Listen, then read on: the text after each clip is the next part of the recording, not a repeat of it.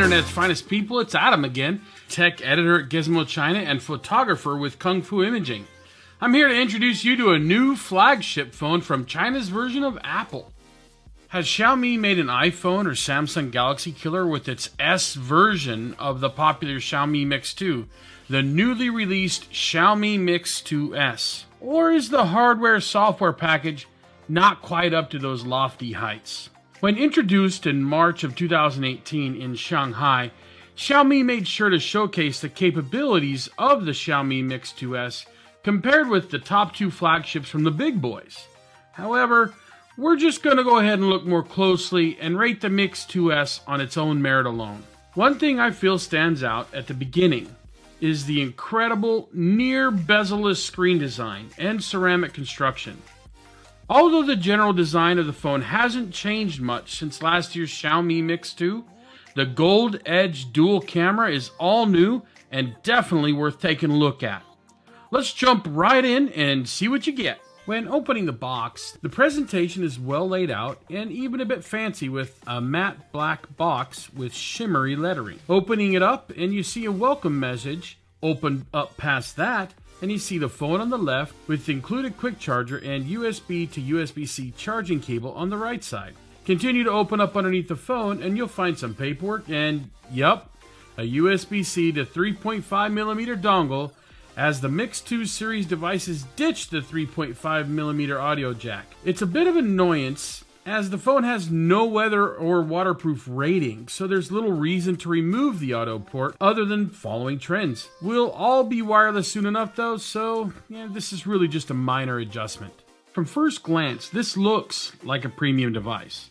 And it is. It also looks nearly identical to last year's Xiaomi Mix 2 in the front, with the 5-megapixel selfie camera on the bottom right of the phone and almost no bezel. The ceramic housing with metal frame is truly one of the best looking phones I've seen, and the heft just feels premium in the hand.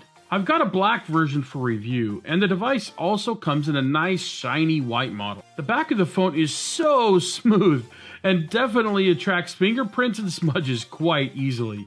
My tastes are a little less flashy, so using the included matte finish protective case gets rid of that shine and the fingerprints, all while flattening the back due to the gold accented dual camera bump. I'm going to share more about that camera later in this review.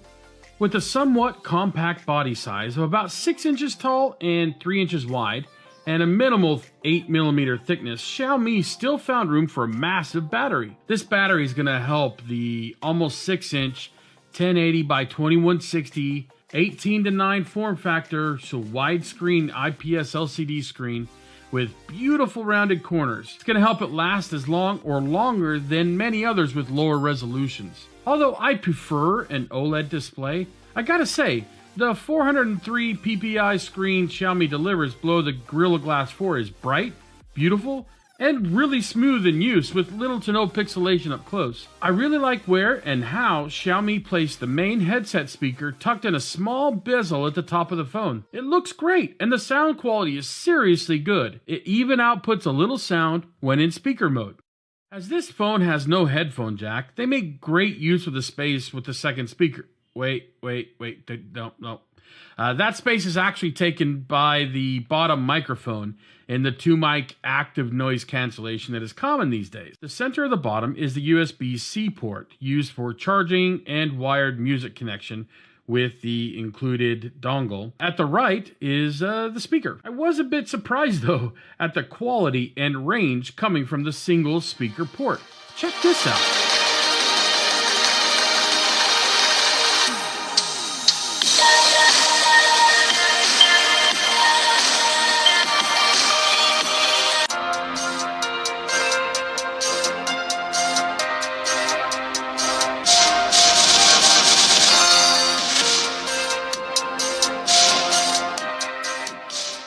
The shiny ceramic back of the phone has a single landscape orientation camera bump, trimmed in gold that houses both rear cameras and a dual-tone LED flash. In the center, about 1/4 from the top of the device, is the fingerprint reader. I found the reader to be fast and efficient, I used it more than the face unlock option, which I'll go over later in this review. And then halfway down the middle is the Mi Mix designed by Xiaomi text branding in gold. The left side of the Xiaomi Mix 2S has only a dual SIM card tray, and there's no SD card storage expansion for this device. The right side has the volume rocker and power buttons. Each of these are clicky and feel excellent to use. The Xiaomi Mix 2S is going right to the top of the smartphone world with the MIUI 9.5 skin on top of Android 8.0 Oreo, all powered by a hardcore Snapdragon 845, which really beefs up the performance over its predecessor, the Xiaomi Mix 2. With industry-leading 6 or 8 gigabytes of RAM, depending on the model, the 64GB and 128GB models get 6 gigabytes of RAM, and the top-of-the-line 256GB model getting 8 smoking gigabytes. The Mix 2S should dominate the import phone market with this much power. My review unit is a 128GB model with 6 gigabytes of RAM, and as you see here, it scored better than every phone but the recently released Galaxy S9, only losing out by a little to that Galaxy. I'd imagine the 8GB version would sit right alongside or above the best Android can offer. The performance of this device shows in scrolling through menus, super fast unlocking, be it with the fingerprint sensor or facial recognition, and basically taking any app I throw at it with ease. For all you chipset peepers out there, this device has an octa-core Kiro CPU and a blazing Adreno GPU. You get all the best from the modern connectivity you expect in a proper flagship, including Bluetooth 5.0 and NFC with Qi wireless charging. It's excellent to have all of the hardware in the world, but if the software doesn't work, your user experience is going to fail. Good news is that Xiaomi Mix 2S designers paid attention to some well-known fruit company and included a brilliant and easy-to-use gesture system. Swiping up to get home, holding a moment to get to multitasking, it's just smooth and natural. I really like some of the inbuilt animations, such as when swiping back and forth, you can kind of see the page bending with your touch. Also, I really like when you delete an app, the app kind of blows up. I like it. As for using the phone as a, well, phone, it was as expected from a modern super phone. The sound was crisp and detailed, and others said that the active noise reduction worked impressively, even when I was at a busy restaurant. Gaming is fantastic on the Xiaomi Mix 2S.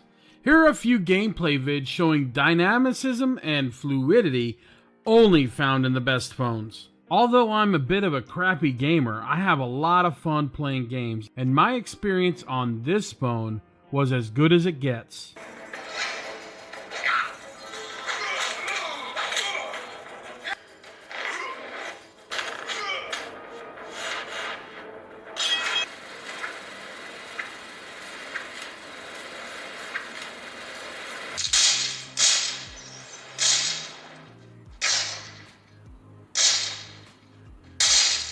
If you're enjoying this review, make sure to press that like button. We'd love to hear your thoughts, and if you prefer this phone compared with the Huawei P20, make sure to subscribe to the Gizmo China channel for more smartphone and tech goodness. As a professional photographer, I'm very excited for the largest and most notable new feature to this S version of the Xiaomi Mix 2, the rear dual cameras. Both are 12 megapixel, with one having an f1.8 wide angle lens, and the other having an f2.4 telephoto lens with a 2x optical zoom. There's 4-axis optical image stabilization on board, and even a dual pixel autofocus. These should ensure some crispy and quick photos from a mobile phone. The artificial intelligence mode is a fine addition and uses all of the phone's processing power to scan a scene and pick an appropriate shooting mode, be it landscape, portrait, or food.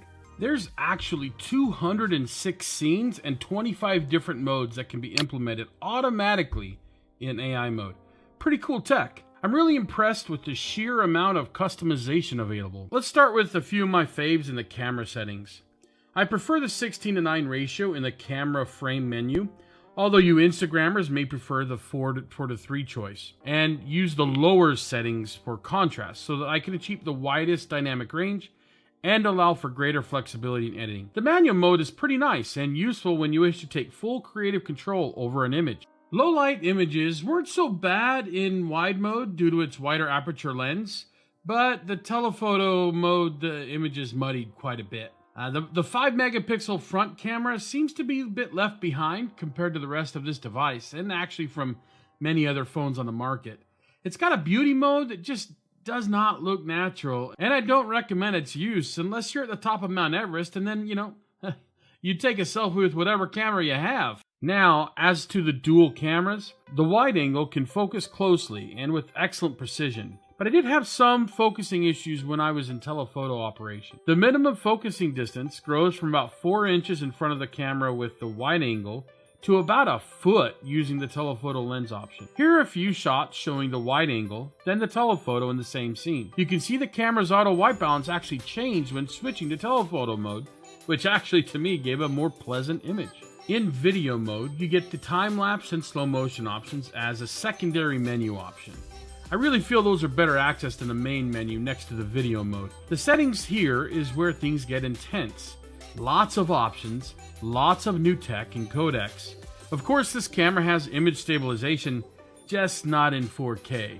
Here are a few examples of video, one in 4K and the other in 1080p with image stabilization. Which do you prefer? I think the 4K capture looks crisp and can benefit greatly from a mobile device gimbal to assist in stabilization. Otherwise, I just use 1080p just for the 4-axis optical stabilization. This is a time lapse I shot using a mobile device gimbal to help in image stabilization.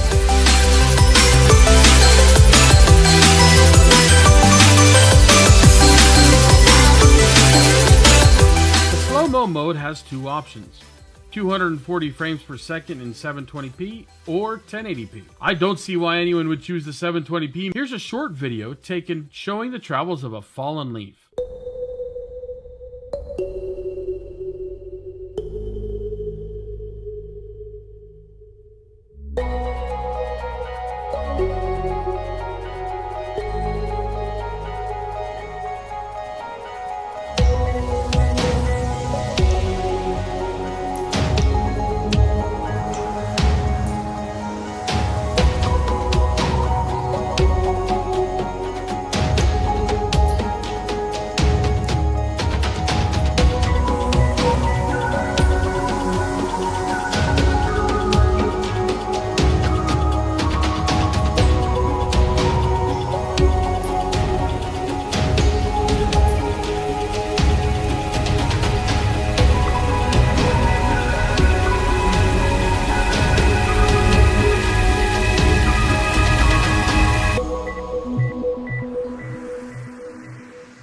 So did Xiaomi create the next top flagship? They got extremely close, and if buying on value, this is certainly the premier phone to buy at between 3,000 and 4,500 Chinese yuan. It's been an excellent few weeks getting to know this phone, and its multitude of features just make using the device a wonderful experience. I'm certainly looking forward to the next Mix phone to come, as it'll surely be killer.